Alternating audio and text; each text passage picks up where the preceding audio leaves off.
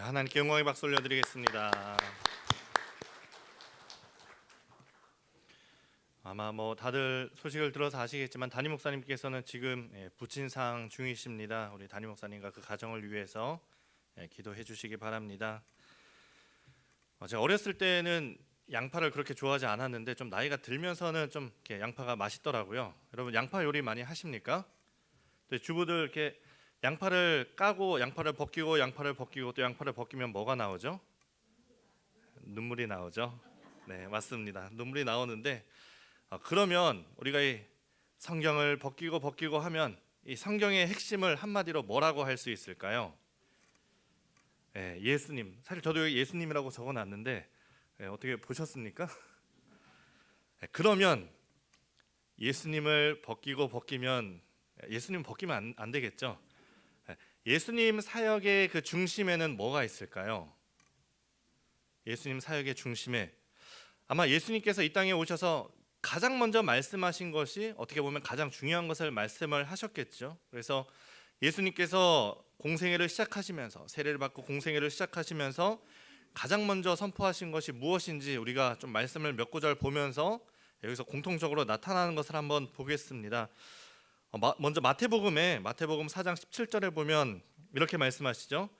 이때부터 예수께서 비로소 전파하여 이르시되 회개하라 천국이 가까이 왔느니라 하시더라. 이렇게 말씀을 하십니다. 마가복음도 비슷합니다. 이르시되 때가 찼고 하나님의 나라가 가까이 왔으니 회개하고 복음을 믿으라. 이렇게 선포하시고 누가복음에서도 예수께서 이르시되 내가 다른 동네에서들도 하나님의 나라 복음을 전하여야 하리니 나는 이 일을 위하여 보내심을 받았노라.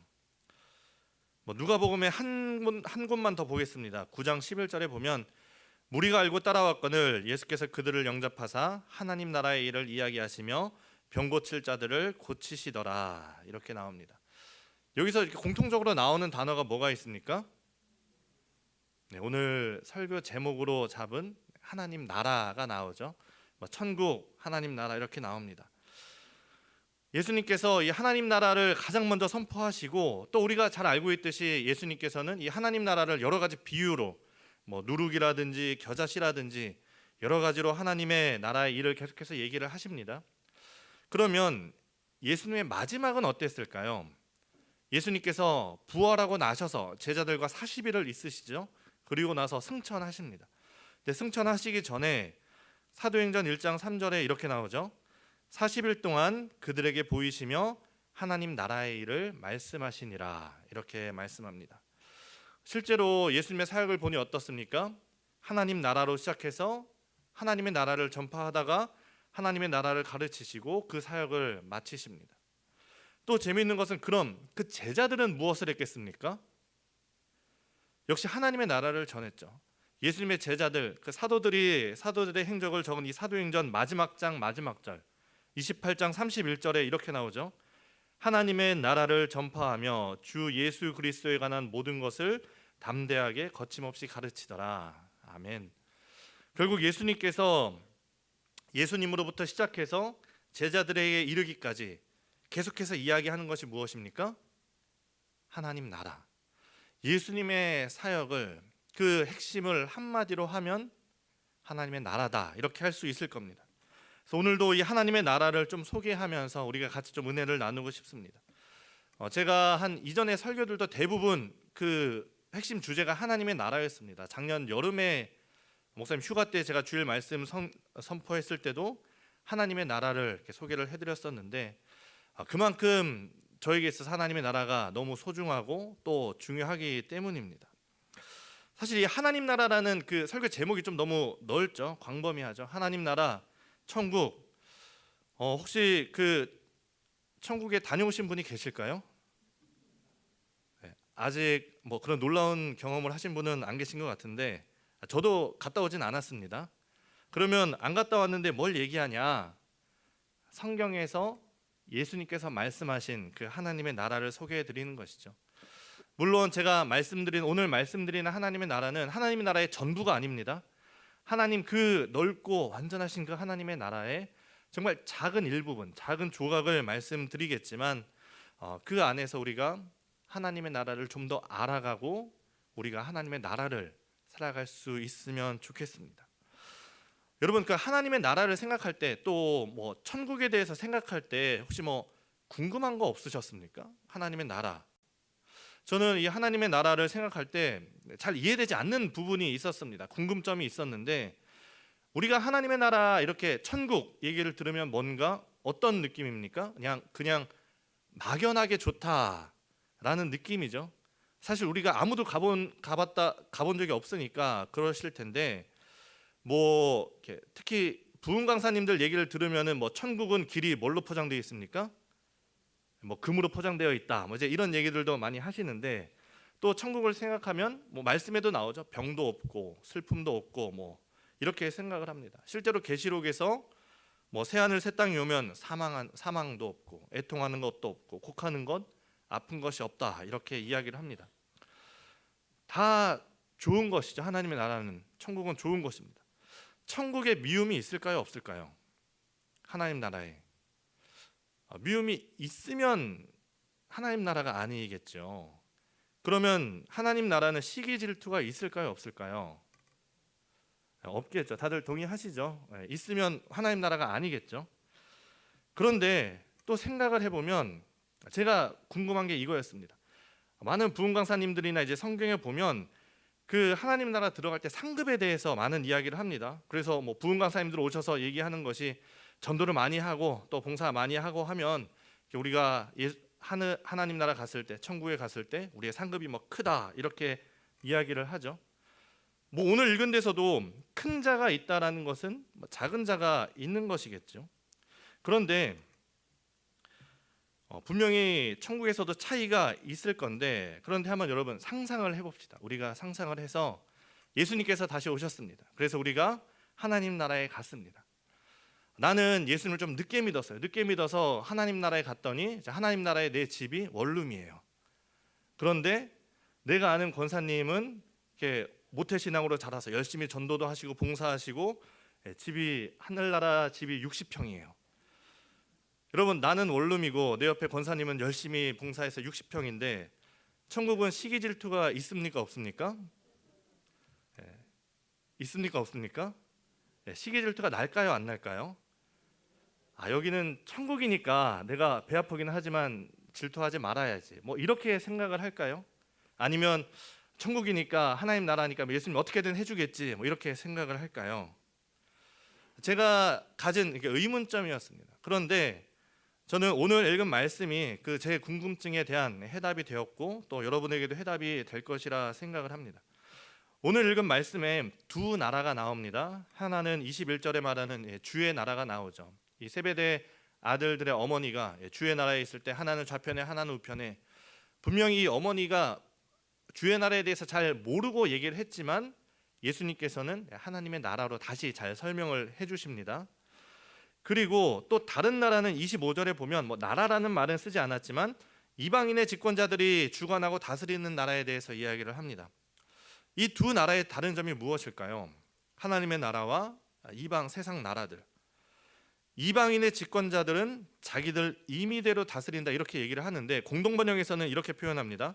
너희도 알다시피 세상에서는 통치자들이 백성을 강제로 지배하고 높은 사람들이 권력으로 내리누른다 이렇게 표현을 합니다. 참 맞는 말인 것 같습니다. 사람이 권력을 갖고 또 돈이 많아지고 내가 힘을 갖고 내가 남보다 위에 있다고 생각하면 어떻게 됩니까? 아나무인이 되기 쉽죠. 사람을 사람으로 보지 못하게 될 때가 많습니다. 예전에 한참 참 그 이슈가 되었었던 그 항공사에서 이게 땅콩 사건이 있지 않았습니까? 이게 보통 사람 같으면 뭐 이게 까주든 안 까주든 그냥 먹으면 되는데, 이 사람이 힘이 있고 권력이 있다 보니까 뭐 비행기를 돌려라 마라, 그 사람을 해고하는 뭐 이런 힘으로 내리누르는 그런 일들을 했던 것을 볼 수 있죠. 여러 곳에서 청소하는 아주머니들도 참 많은 뉴스에서 많이 보도되는 것이 뭡니까? 식당에서 밥도 제대로 못 먹고 막 창고 같은 청소 도구함 같은 곳에서 막 식사하면서 마치 그렇게 어렵게 있는 분들을 많이 보게 됩니다. 그런 것들이 세상 권력이 지배하고 누르는 그런 나라의 표본인 것이죠. 그렇다면 하나님 나라는 어떤 것입니까? 26절 27절에 이렇게 이야기합니다.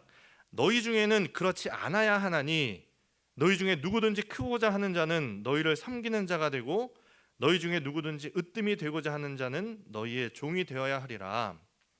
이게 하나님 나라의 원리라는 것입니다. 우리 중에 높아지고자 하는 사람은 어떻게 해야 됩니까? 섬겨야 됩니다. 낮아져야 됩니다. 으뜸이 되고자 하는 사람은 어떻게 해야 됩니까? 종이 되어야 합니다. 이것이 세상 나라와 하나님 나라의 다른 점인데 이걸 잘 생각을 해야 됩니다.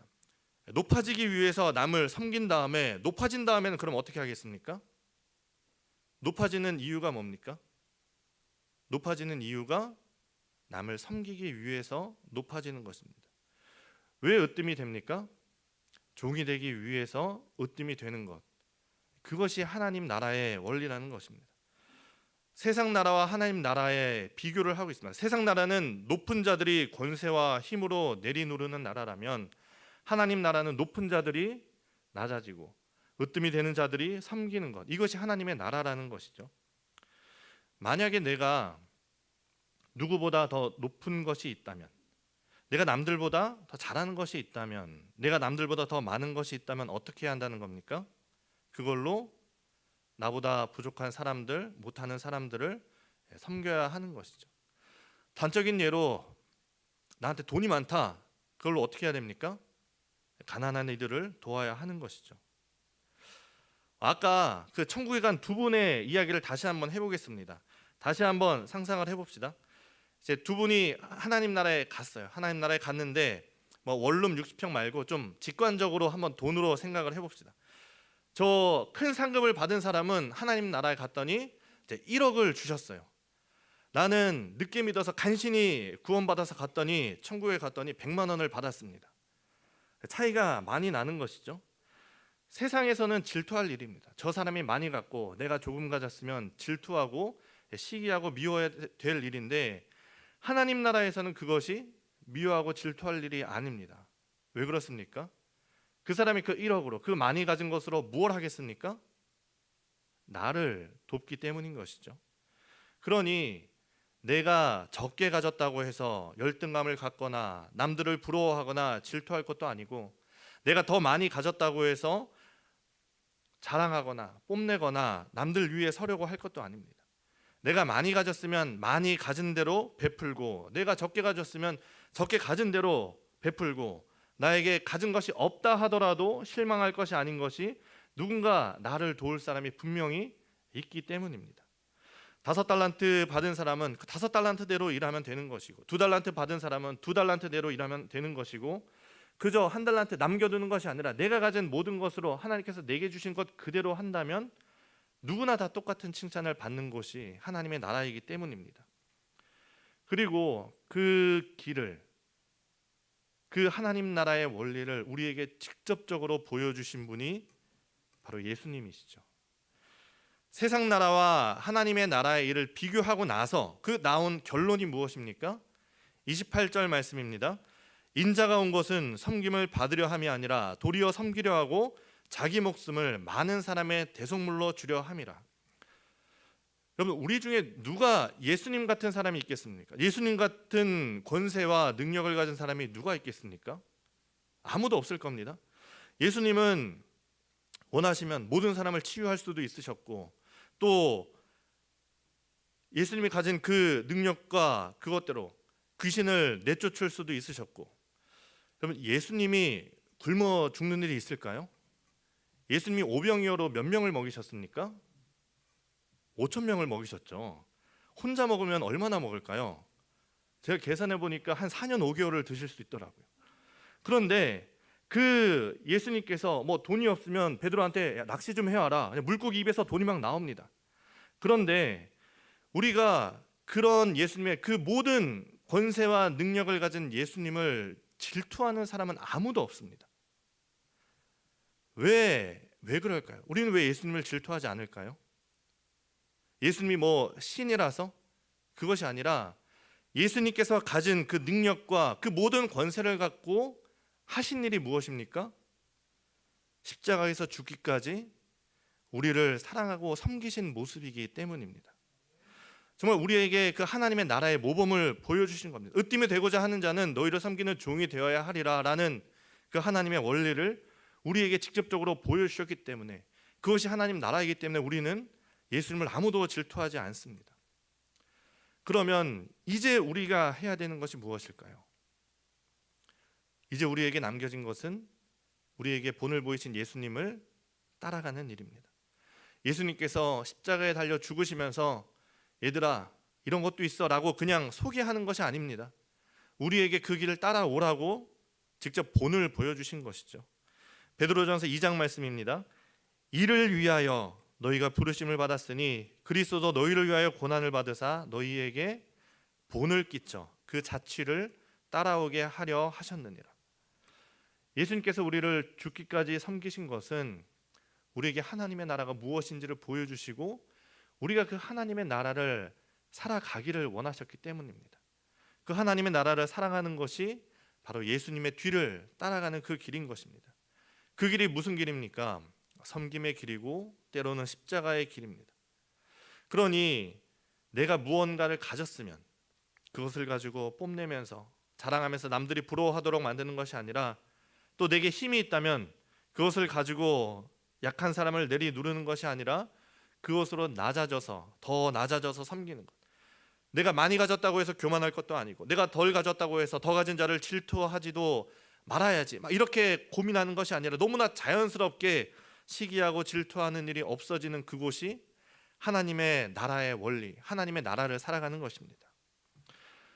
제가 이 하나님의 나라를 이야기하는 것이 우리가 이 하나님의 나라를 너무 막연하게만 생각하지 말았으면 해서입니다.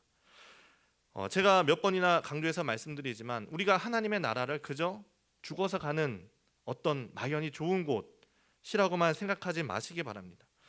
가끔 우리가 너무 힘들면 빨리 죽어서 하나님 나라 가야지 이렇게 말이 나오기도 합니다만, 예전에 제가 대학교도 가기 전이니까 아주 오래된 일입니다만 그때 한참 이 휴거라는 것이 막 유행처럼 됐을 때가 있었습니다. 그때는 나도 빨리 휴거 받아야지 막 이런 생각을 했었는데, 제가 신학을 하고 하나님을 알아가면서 깨달은 것이 과연 그곳이 하나님의 나라일까? 정말 그 휴거돼서 저 천국에서 저 위에서 구름 위에서 이 땅에서 고통받고 있는 사람들을 바라보면서 아유 그러게 예수님 잘 믿었어야지 라는 마음을 갖는 곳이 과연 하나님의 나라일까? 그 휴거하면서 버스 기사가 운전을 하다가 휴거돼서 그 승객들이 다 죽고 비행기 기장이 비행기를 몰고 가다가 휴거돼서 몇백 명이 한 번에 죽는 그 일들이 일어나면서까지 내가 저 하늘로 올라가는 것이 과연 하나님의 나라일까? 많은 의문이 드는 것이죠. 하나님의 나라는 어떤 것입니까? 아브라함이 소돔과 고모라를 바라보면서 어떻게 했습니까? 저 죄인들을 망하게 해주십시오 그렇게 하지 않았습니다. 하나님 이 소돔성을 그 많은 사람을 진짜 불태우시렵니까? 이 먼지 같은 나를 두고 기도합니다. 이 죄로 물든 백성들을 다 죽이시겠습니까? 하면서 의인 50명이 45명이 10명이 하면서 그 나라를 위해서 그 도시를 위해서 기도했던 것이 아브라함이 있는 그 하나님의 나라였던 것이죠. 모세는 어떻습니까? 이스라엘 백성들이 죄를 지었을 때 하나님께서 이 이스라엘 백성들을 다 쓸어버리고 내가 너로 새 민족을 이루겠다 얘기했을 때 하나님 감사합니다 이랬습니까? 하나님 이 백성이 죄를 지었다고 모두 죽이시고 저를 통해 새로운 민족을 만드시겠다고요? 아닙니다. 내가 이 백성들과 함께 죽겠습니다. 차라리 이 백성을 죽이시려면 생명책에서 내 이름을 지어주십시오. 이렇게 외쳤던 것이 하나님의 나라를 살아가는 사람인 것이죠. 이렇게 나의 구원, 그러니까 내가 혼자 구원받고 좋은 곳 가는 것이 아니라 공동체와 이웃을 생각하는 그 마음이 있는 곳이 하나님의 나라인 것입니다. 우리도 이 세상을 바라보면서 나라와 민족을 바라보면서 참 불의가 판치는 그런 세상을 보면서 주여 속히오시옵소서 심판하옵소서라는 말이 정말 우리 입술까지 나오지만 그럼에도 불구하고 우리가 어떻게 기도해야 됩니까? 주님 긍휼을 베풀어 주옵소서, 주님 이 나라를 용서하여 주옵소서, 우리가 기도를 해야 되는 것입니다. 이러한 순교자의 마음으로 기도하는 사람들이 있는 곳이 하나님의 나라인 것이죠. 여러분이 하나님의 나라를 바로 알고 또 그렇게 살아갈 수 있기를 바랍니다. 물론 아까 말씀드린 것처럼 이 하나님의 나라, 제가 오늘 말씀드린 하나님의 나라는 정말 하나님의 나라의 극히 작은 부분입니다. 이것 말고도 분명히 우리가 상상할 수도 없는, 우리가 생각할 수도 없는 놀랍고 신비로운 영적인 일들이 그 하나님 나라에는 있을 것입니다. 성경에서 분명히 그렇게 이야기를 합니다. 그럼에도 불구하고 제가 재차 말씀드리는 것은 우리가 하나님의 나라를, 천국을 아직 경험해보지 못했기 때문에 그저 막연한 천국으로만 생각하지 말자라는 것입니다. 예수님께서 사역 처음부터 끝까지 계속해서 우리에게 하나님의 나라를 강조하셨습니다. 마치 밑줄 그어주시고 별표까지 해주시면서 너희가 이렇게 살아야 된다라는 그 하나님의 나라를 알려주셨는데, 우리가 그저 막연히 좋은 것이 아니라 구체적인 그 하나님의 나라를 알아보고 또 그것을 꿈꾸며 그 나라를 살아갈 수 있기를 바랍니다. 에스겔서에 보면 회복된 이스라엘, 그러니까 결국에 하나님의 나라죠. 이 에스겔서에서 회복된 이스라엘에 대해서 어떤 이야기가 나오느냐, 하나님의 나라는 공정한 추를 쓴다라는 이야기가 나옵니다. 하나님의 나라는 어떤 것이냐? 공정한 추를, 공정한 저울을 쓴다는 겁니다. 내가 하나님 말씀대로 공정한 추를 쓴다면, 공정한 저울을 쓴다면, 다시 말해서 남들을 속이지 않는다면 그곳이 하나님의 나라라는 것입니다. 하나님의 나라는 그렇게 구체적인 곳입니다. 우리가 죽기만을 바라고 죽고 나서 가기만을 바라는 그런 곳이 아니라 이 하나님의 나라를 우리가 함께 살아갈 수 있기를 바랍니다. 여러분, 오늘부터 이 하나님의 나라를 살아가시겠습니까? 사실 우리가 아멘이라고 대답을 해도 그렇게 살아가기가 쉽지 않습니다. 분명히 쉽지 않습니다. 근데 제자들도 마찬가지였습니다. 우리는 성경을 읽고 설교 말씀을 듣지만 제자들은 실제로 어땠습니까? 예수님의 모습을 직접 봤고 예수님의 이야기를 듣고 예수님을 따라다닌 제자들입니다. 그럼에도 불구하고 이 제자들은 예수님께서 부활하실 때까지 자기들이 뭘 배웠는지 제대로 알지 못했습니다. 그 제자들이 예수님을 제대로 이해하고 하나님의 나라를 전하기 시작한 게 언제일까요? 승천하시고 나서, 그것도 50일이 지나고 오순절, 그 오순절에 성령님이 오시고 나서야, 그제서야 이 제자들이 하나님의 나라를 이해하고 담대함을 얻어서 나가서 복음을 전하기 시작했습니다. 우리가 하나님의 나라에 대한 이야기를 듣는다고 우리가 바로 그렇게 하나님의 나라를 살아갈 수 있지가 않습니다. 내가 머리로 깨달았다고 해서 살아갈 수 있는 것도 아니고, 내가 어떤 의로움, 의협심을 가지고 살아가는 것도 아닙니다. 하나님이 다스리시는 하나님의 나라는 성령님이 우리에게 그렇게 할 수 있게 해주셔야, 우리가 성령의 능력 속에 거해야 살아갈 수 있는 것입니다. 그러니 우리가 성경을 읽어야 됩니다. 하나님의 나라가 어떤 것인지 알아야 되고 이 하나님의 나라를 배워야 됩니다. 하지만 동시에 기도해야 합니다. 성령님을 구하며, 성령님 나에게 말씀을 깨닫게 하시고 그렇게 살아갈 수 있게 도와주옵소서. 우리가 그렇게 기도해야 하는 것이죠. 여러분, 다 말씀을 보고 다 기도하는 분들이십니다. 여러분, 무엇을 위해서 말씀을 보고 왜 기도를 하십니까? 내가 하나님의 나라를 살아가기 위해서 말씀을 보고 기도하는 것이죠. 여러분, 내가 나보다 낮은 사람을 섬기는 것이 결코 쉽지 않습니다. 내가 가진 것을 내어놓는 것이 쉽지 않습니다. 불가능합니다. 그런데 말씀을 보니 어떻게 됩니까? 내가 가진 것이 내 것이 아니구나라는 것을 깨닫게 되는 것이죠. 여러분, 원수를 어떻게 사랑합니까? 그런데 말씀을 보니 원수를 사랑하라고 되어 있는 것입니다. 하나님, 이게 어떻게 가능합니까? 그런데 기도를 했더니 성령님이 우리 마음에 오시니 내가 가진 것을 내어놓게 되고 원수가 예수님으로 보이게 되는 것입니다. 우리가 성령 충만할 때, 내 머리로 깨닫고 내 마음으로 하는 것이 아니라 성령님이 우리 안에 깨닫게 하실 때, 우리에게 능력을 주실 때, 그제서야 우리는 하나님의 나라를 살아갈 수 있음을 믿음으로 고백합니다. 이 하나님의 나라를 여러분이 정말 마음에 소망하고 꿈꾸면서 그렇게 살아드리라 말씀드리고 싶습니다.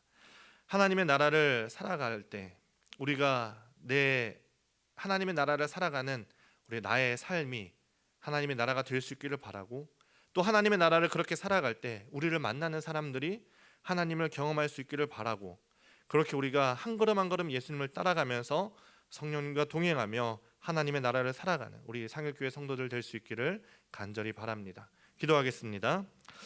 거룩하신 하나님, 하나님의 나라를 알려주시니 감사합니다. 하나님, 그러나 우리가 하나님의 나라를 살아가지 못할 때가 너무나 많습니다. 때로는 우리 욕심대로 살 때도 많고 하나님 너무나 부족할 때도 많습니다. 그러나 시간 다시 한번 우리에게 보여주시니까 하나님의 나라를 우리가 꿈꾸며 살아갈 수 있도록 인도하여 주옵소서. 하나님께서 우리에게 말씀하신 것, 정말 내가 나보다 세상에서는 높아지려 하고 더 많이 갖고 자랑하려 했지만 하나님 우리에게 말씀하여 주시고 하나님의 나라를 우리에게 알려주시니 우리가 그 하나님의 나라를 살아가기 위해서 내가 더 낮아지고 더 낮은 곳에서 정말 섬기는 자가 될 수 있도록 인도하여 주시고 성령 하나님 우리를 도와주셔서 우리가 그렇게 살아갈 수 있도록 주님의 뒤를 본받아서 주님의 뒤를 걸어갈 수 있도록 주님 인도하여 주옵소서. 하나님, 우리의 힘만으로 너무나 힘듭니다. 나의 힘만으로 말씀을 살아가기가 너무나 힘듭니다.